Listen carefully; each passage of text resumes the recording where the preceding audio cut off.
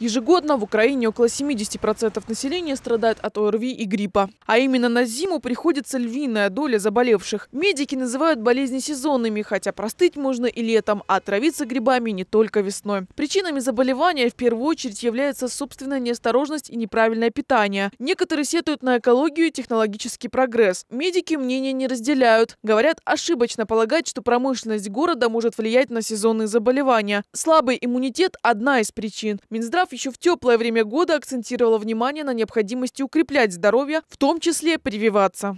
Промышленные предприятия никак не могут влиять. Это вирус, знаете, он неуправляемый. Вирусная инфекция, она вообще неуправляемая. Вот если бы у нас население поголовно прививалось, тогда можно было бы сказать, что этим процессом можно управлять. А так как население практически не прививается, там единицы только, поэтому вирус гуляет и он очень контагиозный. Но на сегодняшний день я хочу сказать, что в Севастополе у нас нету заболеваемости гриппом. А в зимнее время повышенное количество обратившихся за помощью к медикам объясняется очень просто. Например, понижается температура окружающей среды, появляется гололед и увеличивается количество посетителей травматологии. А еще в холодное время люди меньше двигаются, больше находятся в закрытом помещении, где и происходит обмен вирусами, рассказывают врачи. Крымчане же в том, что болеют, находят свое оправдание. Факторы питания, факторы вообще образа жизни. Какой люди выбор делают, соответственно, результат такой же.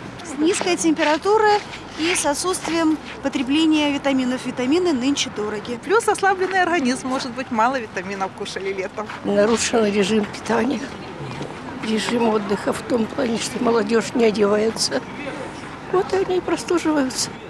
Медики утверждают, опасаться следует в первую очередь халатности к своему здоровью, а не искать виноватых. Конечно, предупредить заболевание всегда проще, чем его лечить. Поэтому, говоря о профилактике, врачи-иммунологи уверены, лучшей защиты, чем прививка, еще не придумали. Вакцинация должна проводиться как среди детского, так и среди взрослого населения. Но даже если нет возможности сделать прививку, то следует повышать иммунитет правильным питанием и одеваться по сезону. Дарья Ковган, Павел Мершниченко, Михаил Макеев, служба новостей ТВ.